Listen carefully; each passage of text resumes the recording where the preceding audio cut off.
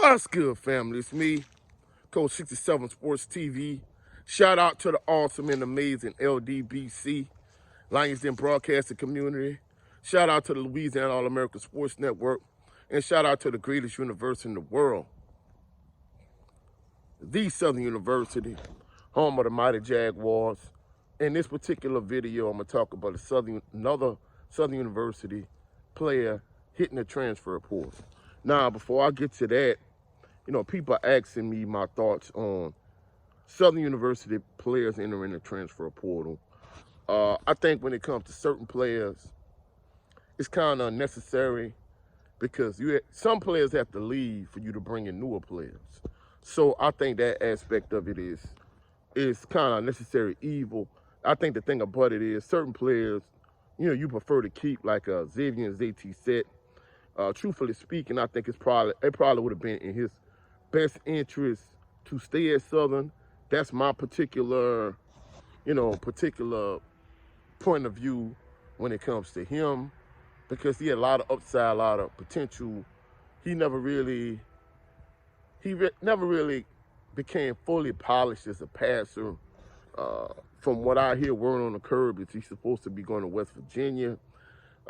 Truthfully speaking, I think if he's going to go to West Virginia with Rich Rodriguez, I don't really think he fits the necessary prototype to go to that particular program with that particular coach. Because if you look at the prototypical quarterback for Rich Rodriguez, like Pat White was that guy. Left-handed like Zay, but he was a way better athlete than Zay. And he wasn't a great passer, but, he was that wildcat type quarterback that was so prevalent and so popular in that day and time. So I wish him well. I wish all the players from Southern University that entered the transfer portal well. But in certain instances, like certain players, he's like, hey, he really didn't play that well this season. Like, for example, Tyler Kirkwood. I wish him well. At least he graduated.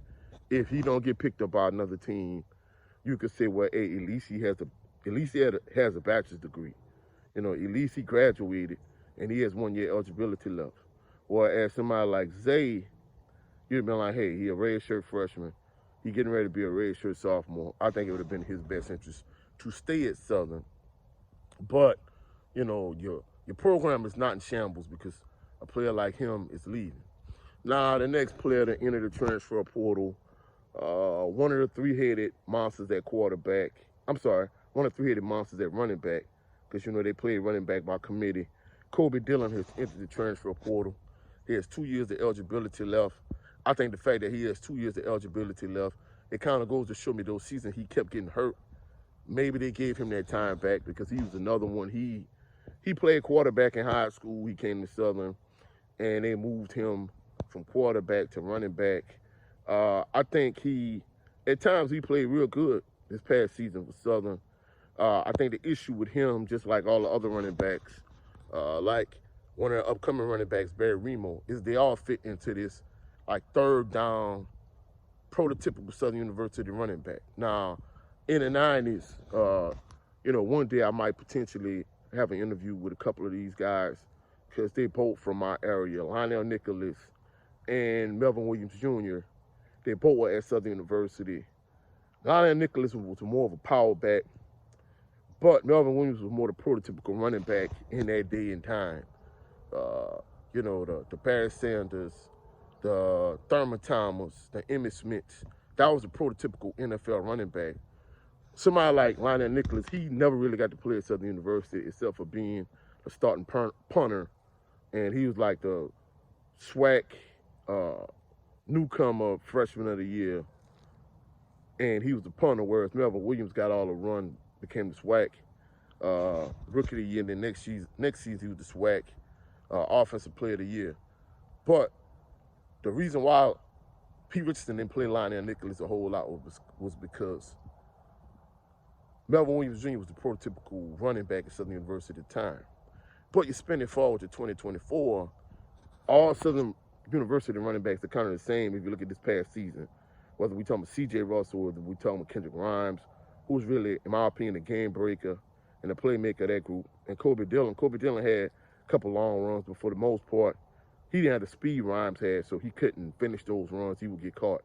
But the point I'm trying to make is, if you look at Southern's running backs compared to Jackson State, like Herb Mulligan, power back, I think it's okay for Southern to stick with their prototypical running back over the years, whether it's Melvin Williams Jr., Steve Walford, Ryan Lewis, Gerald Holmes, whoever. It's fine for you to stick with that.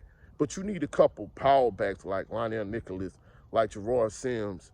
You can't just have all smallish third down type backs. Of this group that they had this past season, Kobe Dillion, I think, was the biggest and strongest of those three running backs. But the point I'm trying to make is, it's cool for you to have these smaller running backs, but in my opinion, if you have 4 running backs, you need 2 power backs, and you need 2 like speed backs or third down backs that's your prototypical Southern University running back. Having all the running backs that's exactly the same, to me, is stupid. It kind of defeats the purpose. You want to have a back that can come in and change up the pace. So if you have a power back, then you want to have a speed back to come in, or vice versa. Whereas Southern University running backs kind of was all the same. So I think that's one thing that Coach Graves really needs to address in terms of recruiting. In addition to that, one other thing too, like, I'm going to be truthful. From what I'm seeing from a recruiting standpoint, it's still kind of early in the game, so it's no need to hit the panic button. I know some people like, hey, the fact that you're losing all these players, you need to hit the panic button. Nah, not really. I mean, they're getting a couple commits here and there, but for the most part, I think the issue I'm seeing is, I'm going to be truthful, I'm not even going to lie, I'm not even going to sugarcoat it. I hate to say it, Jackson State is the reigning and defending SWAC champions. You know, they just won a Celebration Bowl recently. And truthfully speaking, from a recruiting standpoint, seems like Jackson State kind of running away with it again. I think Coach Graves and company, they really need to go out, especially at the wide receiver position. They need to go get some game breakers and some playmakers, and especially on the offensive side. Like, the offensive side seem like it's really kind of slow in terms of the players that they're getting. You know, they got an offensive lineman from Zachary. You know, they're getting a couple local guys. I think that's one thing he really wanted to address, because a lot of members of Jaguar Nation and a lot of members of Southern University's fan base, they was upset the fact that Southern University really doesn't recruit locally like they did back in the gap with Coach Pete Richardson.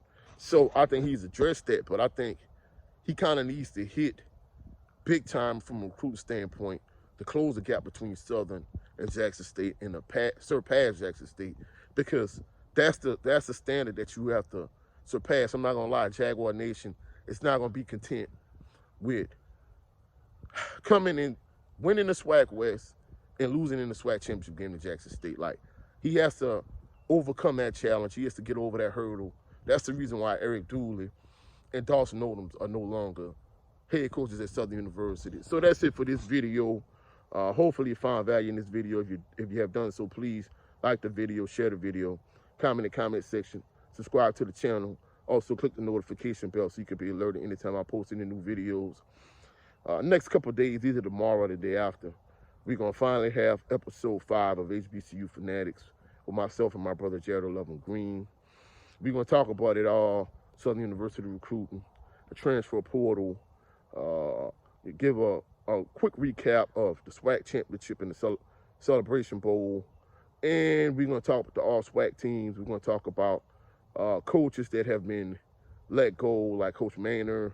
And we're going to talk about new coaches like Mike Vick, who's the new head coach of Norfolk State. So check out HBCU Fanatics when we drop that. Also, go check out my brother Jared Lovin Green on his channel tomorrow, 3:30 p.m. Central Standard Time.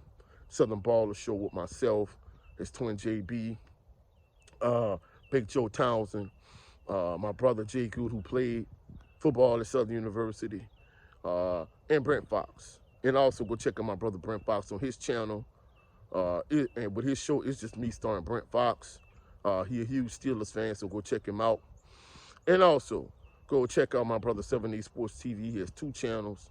His primary channel for all my LDBC family members is a boxing channel, 7A Sports TV, and his backup channel, the No 304 Show, tomorrow at 8 p.m. He has a show with Blu-ray Fitness. So go check it out. Hopefully you found value in this video. I'll catch y'all on the rebound. Y'all have a blessed and phenomenal evening. Happy holidays to everyone. Catch y'all on the rebound. Peace and blessings.